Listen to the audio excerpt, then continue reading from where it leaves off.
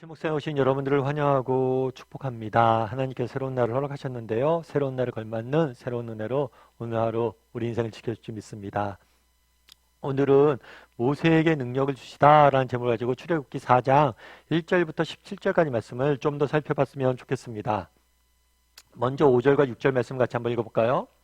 이는 그들에게 그들의 조상의 하나님 곧 아브라함의 하나님 이삭의 하나님 야곱의 하나님 여호와가 내게 나타난 줄을 믿게 하려 함이라 하시고 여호와께서 또 그에게 이르시되 내 손을 품에 넣으라 하시매 그가 손을 품에 넣었다가 내어보니 그의 손에 나병이 생겨 눈같이 된지라. 하나님은 모세를 부르셔서 소명을 주십니다. 그런데 모세가 이 소명 앞에서 주저하게 되죠.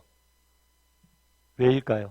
과거의 실패가 낳은 트라우마에 갇혀서 자신은 자격이 없고 능력이 부족하다고 생각했을 것입니다. 그러자 하나님께서는 그 상처를 위로하시고 회복시키길 원하세요. 그래서 첫 번째로 어떤 기적을 보여주자면 지팡이를 뱀으로 만드는 기적을 보여줍니다. 이 기적을 통해서 주고자 했던 메시지는 무엇일까요? 어제 살펴본 것처럼 정말 바로의 위협으로부터 애굽의 능력으로부터 힘으로부터 권위로부터 너를 지킬 것이다. 내가 널 붙잡아 줄 것이다. 널 보호할 것이다. 이스라엘 백성들을 지킬 것이다. 라는 약속을 주신 거죠. 그런 다음에 한 가지 더 기적을 보여줍니다. 그건 뭐냐면 이렇게 명령하세요. 그에게 이르시되 내 손을 품에 넣어라. 그랬더니 뭐가 됐어요? 손에 나병이 생겼다라고 되어 있습니다. 이 나병이라고 되어 있는데 원래 이제 정확한 병명은 성경에 등장하지 않습니다. 다만 굉장히 극심한 피부병이었던 것 같아요. 전염성이 있는. 그래서 이 피부병이 갑자기 생긴 거예요. 손이 완전히 이상한 병에 걸린 거죠. 품에 넣었더니. 그러자 어떤 일이 있었을까요? 7절과 8절 말씀 같이 한번 읽어볼까요? 이르시되 내 손을 다시 품에 넣으라 하시매 그가 다시 손을 품에 넣었다가 내어보니 그의 손이 본래의 살로 되돌아왔더라. 여호와께서 이르시되 만일 그들이 너를 믿지 아니하며 그 처음 표적의 표징을 받지 아니하여도 나중 표정의 표징을 믿으리라. 네. 그래서 손에 피부병이 가득했었는데 다시 손을 품에 넣으니까 뭐예요? 그게 나았다라고 표현되어 있습니다. 그럼 왜 이런 기적을 보여줬을까요? 여러분 지팡이, 어제 지팡이 살펴봤지만 이 지팡이는 외적 위협과 관련된 거라면 이 나병은 뭐예요? 내적인 문제를 다루고 있는 거예요. 정말 이스라엘 백성들을 이끌고 이스라엘 백성들을 출애굽을 하는 여정 가운데 외적인 어려움들이 있을 수 있어요. 그런데 이 외적인 문제뿐만 아니라 뭐가 있을 수 있어요?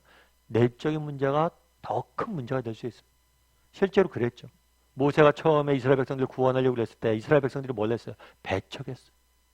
그들은 아직은 구원을 받아들일 마음의 준비가 되어 있지 않았어요. 그들은 여전히 애굽을 떠날 마음들이 없었어요. 그들의 마음들은 교만했고 완강했을지 몰라요. 모세도 마찬가지죠. 젊은 날 그들을 위해서 구원하기로 했지만 그때는 미숙했을지 몰라요. 정말 부족하고 연약한 면들이 있다는 거예요. 인간. 이런 문제들 역시 해결되어야 된다는 거예요. 그런데 그 문제 역시 뭐예요? 하나님께서 고치시고 해결할 것이다 라고 약속을 주신 거예요. 여러분 서양 속담에 이런 표현이 있어요. 어떤 표현이냐면 우리가 경험하는 인생의 10%는 내게 어떤 일이 일어난지로 결정되지만 나머지 90%는 내가 그 일에 어떻게 반응했느냐로 결정된다는 말이 있어요. 맞는 말이죠. 우리도 정말 그러지 않아요? 똑같은 경험들을 하고 똑같은 환경에 자라도 전혀 다른 삶을 사는 사람들이 너무 많아요. 왜 똑같은 경험들을 하고 똑같은 환경에 자라고 똑같은 사건을 경험했는데 다른 삶을 삽니까? 결국에 우리 인생을 다르게 만드는 것은 우리가 어떻게 반응했냐는 거예요. 그래서 우리 인생에 참 후회가 많죠. 내가 그때 좀 더 열심히 했다면, 내가 좀 더 인내했다면, 내가 좀 더 감정적이지 않았다면, 내가 좀 더 지혜로웠다면, 내가 그때 좀 더 기도했다면. 정말 이런 마음들이 우리에게 늘 많은 거죠. 다르게 이해하면 우리의 인생에 결국에 우리 인생을 망치고 우리 인생을 망가뜨리는 건 누구예요? 어쩌면 우리 자신일지도 몰라. 출애굽의 여정도 마찬가지예요. 정말 넘어야 될 진정한 상은 바로 왕이 아닐지 몰라. 어쩜 이스라엘 백성들의 믿음 없음, 애굽에 대한 미련, 인간적인 욕심, 부족함, 연약함, 시기심, 질투심, 미숙함 이런 것들일지 몰라요. 그런데 그런 문제들마저도 뭐예요? 하나님이 고치시겠다는 거. 모세는 과거에 실패했습니다. 이런 과거의 실패가 트라우마로 남는데 이 트라우마가 가져오는 것 중에 하나는 뭐냐면 자신에 대한 자존감을 파괴하는 거예요. 과거에 실패했기 때문에 나는 이 일에 부적합하다. 난 이것들을 할 수 없다. 이런 것에 모세가 갇혀 살았을지 몰라요. 근데 모세한테 아니란 거예요. 네 내면에 있는 그런 문제들, 부족함들, 병들, 마음의 병들 그런 것들을 내가 다 고치실 거야. 우리도 마찬가지예요. 정말 우리의 마음의 병 하나 갖고 살아가지 않는 사람이 어디 있어요? 마음의 상처 하나 없는 사람이 어디 있어요? 정말 그리고 정말 우리 마음속에 깊숙한 곳에 그런 게 있잖아요. 정말 낮아진 자존감들이 있잖아요. 정말 난 안 돼. 난 실패했어. 난 넘어졌어. 난 자격이 없어. 그런데 이러한 마음의 실패, 아픔과 이 내면의 상처들, 마음의 병들 하나님 앞에 가져간다면 하나님 뭐예요? 치유해 줄 수 있다는 거. 여러분 하용조 목사님을 아마 아실 거예요. 하용조 목사님 같은 경우에는 뭐 온누리교회 담임 목사님으로 선한 영향력을 행사하셨던 분이죠. 제가 주일날에도 한번 소개해 드렸던 적도 있죠. 그래서 하용조 목사님 이제 소천하신 10년이 넘으셨는데 하용조 목사님 평전이라는 책도 나와서 이렇게 제가 한번 보기도 했습니다. 근데 이 책에 보면 목사님이 이렇게 되게 환하게 웃고 있는 표정이 되게 좋더라고요. 근데 사실은 목사님의 인생만 본다면, 목회는 모르게 인생만 본다면 이렇게 환히 웃을 만한, 미소 지을 만한 인생은 아니었어요. 왜냐하면 한 목사님 같은 경우는 늘 병에 시달렸어요. 그래서 젊었을 때는 대학생 시절에는 폐결핵을 앓았었고요.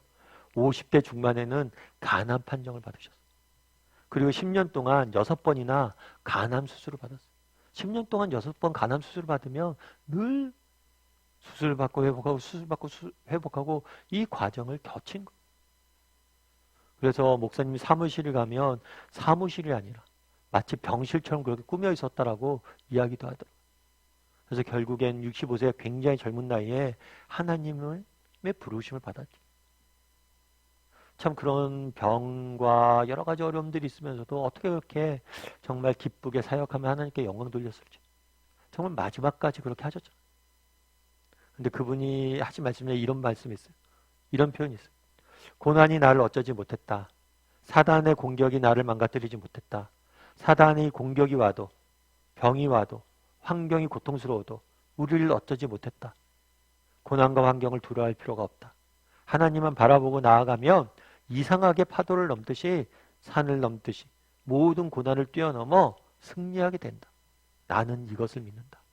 사단의 공격이 와도 병이 와도 정말 환경이 고통스러워도 그것들이 우리를 어쩌지 못한다는 거예요.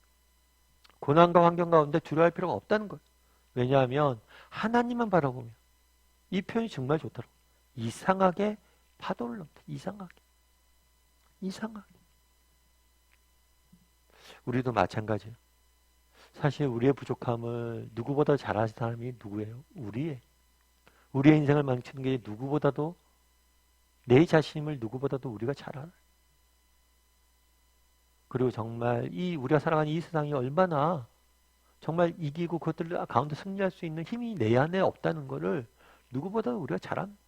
더 이상 버틸 수 없고 더 이상 인생길을 걸어갈 수 없다는 걸 내 자신이 잘 알아요. 그래서 우리는 넘어지는 거예요. 그런데 우리가 뭘 할 때? 하나님을 바라보며 나아갈 때 이상하게 우리는 넘을 거예요. 어쩌면 우리는 손에 나병이 있는 사람들일지 모릅니다. 하지만 하나님 품 안에 그 손을 맡긴다면 그걸 낫게 하시고 이상하게 승리하게 하실 거예요. 그런 믿음을 가지고 하루하루 또 살아갈 줄 아는 우리 모두가 되기를 주님의 이름으로 소원합니다.